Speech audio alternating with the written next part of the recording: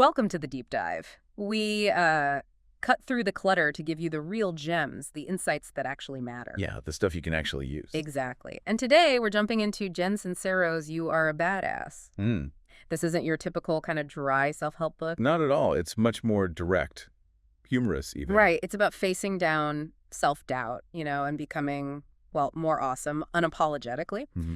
So we'll look at how our beliefs shape things, practical ways to actually love yourself. Tapping into universal energy sounds woo-woo, but she makes it accessible. And overcoming fear, getting your money mindset right. Yeah. It covers a lot. It really does. Think of this as your shortcut to understanding how to genuinely believe in yourself and, live bigger. And what's great about Sincero is she's so relatable. She gets the frustration, that gap between where you are and where you want to be. Totally. So our aim here isn't just to repeat her ideas, but to explore why they land so well and how you can actually, apply them for real changes in self-belief. Okay, let's do it. First up, how we get wired the way we are. Sincero points straight at the subconscious mind. Yeah, the foundation. She calls it the blueprint, basically built from everything we absorbed as kids, unfiltered. Right, before we had the capacity to question it. And I love her directness if you're asking, what the heck is my problem? Mm-hmm. She says the answer is probably buried in those old subconscious beliefs, things you don't even realize you believe. That's such a crucial starting point because those beliefs, they operate under the surface. Yeah, automatically. And they can clash completely with what we consciously want. You want success, but subconsciously you think you're unworthy. It's like hitting the gas and the brake at the same time. Exactly that analogy. You see it everywhere. Self-sabotage, repeating the same relationship mistakes, not going for the promotion. It's frustrating. And she has this term, the big snooze. Yeah, the BS. Which is basically the ego, right? Clinging to those limiting ideas, needing validation, fueled by fear. Mm-hmm. You want safety, familiarity, even if familiar is, well, not great. And she contrasts that with our true self, the part that's present, sees possibilities, feels connected. Right. The potential we have versus the scared voice holding us back. So the big snooze loves the status quo. Absolutely. So when you try to make a leap, try something new. Like starting that dream pastry shop she mentioned. Yeah, the BS can freak out. And sometimes that resistance shows up as external chaos. The truck through the window example is extreme, but it illustrates the point. Change can feel disruptive because that old part is fighting it. Okay, so that's why we might be stuck. How do we start unleashing the badass? Well, the absolute cornerstone for Sincero is self-love. It sounds simple, but it's huge. It's fundamental. She argues you can't really build a rich, authentic life without it. And the sad thing is, we kind of unlearn it, don't we? We start out okay. Yeah, we arrive perfect and then learn all the reasons we supposedly aren't. So she gives practical ways to cultivate it again, really seeing and appreciating what makes you unique, your specific gifts. Not just glossing over them. Right. And affirmations. Using positive statements. And not just rattling them off. No, that's key.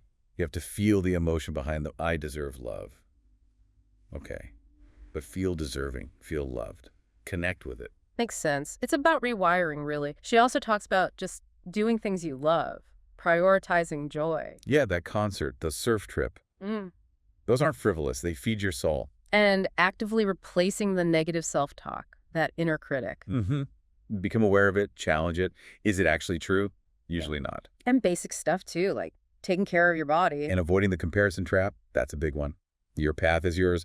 Stop looking sideways. God, yes. And maybe the biggest, not caring so much what other people think. Oof, that's liberating, isn't it? I mean, listen to helpful feedback, sure. But don't base your worth on outside opinions. It has to come from inside, trusting your own gut. Exactly. Which leads nicely into her next idea, tapping into the mother lode. Right, the sense of limitless possibility out there. And the first hurdle is actually believing it's available to you. Which can be hard if you're stuck in the big snooze. For sure. And a key tool she suggests is meditation. Which might put some people off, thinking it's complicated. But she makes it really simple. Sit comfy, relax, focus on your breath, let thoughts drift by. No big deal. Just creating a little quiet space. Exactly. Focus on a candle, imagine light, whatever works. Just quiet the noise to connect deeper. And in that quiet space, you can use your brain as your bitch. Love that phrasing. Yeah. It's about focused thought, visualization. Seeing your goals is already done, feeling it. Really immersing yourself in that reality. breathing life into it. And she also mentions your environment being huge. Surround yourself with possibility people, not energy vampires. Definitely.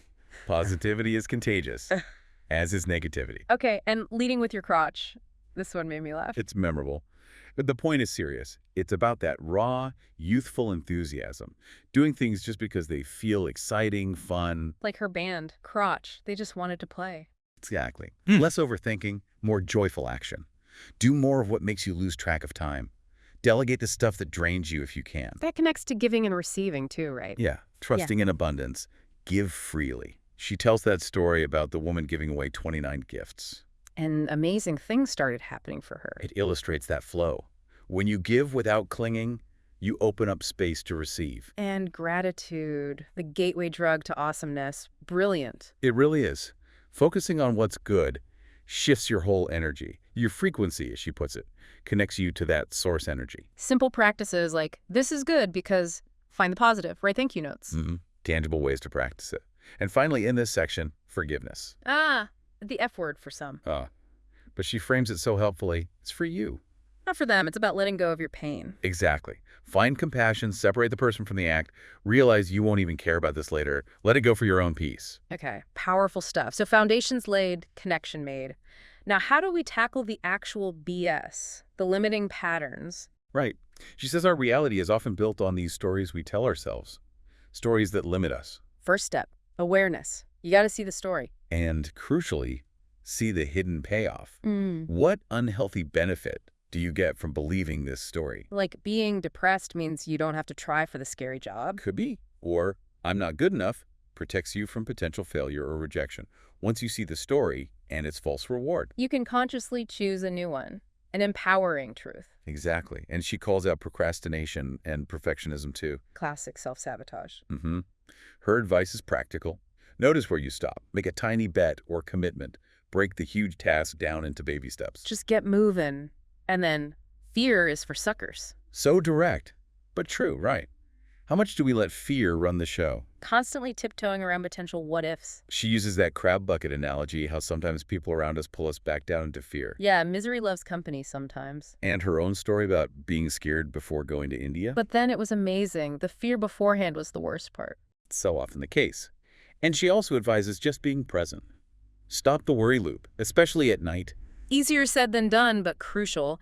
And the millions of mirrors idea. Yeah, that what bugs you in others often points to something in yourself you need to look at. Ooh, that can be uncomfortable to admit. Very, but powerful for growth.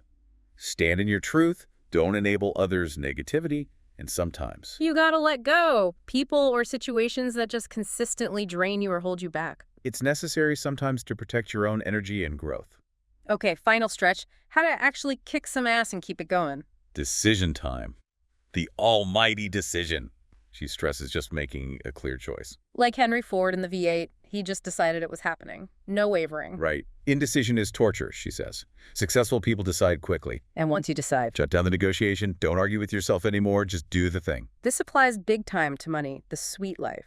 Absolutely. Shifting your money mindset is huge. See it as energy. Respect it. And realizing that playing small with money doesn't serve anyone. You're withholding your value. Totally. So focus on money coming to you.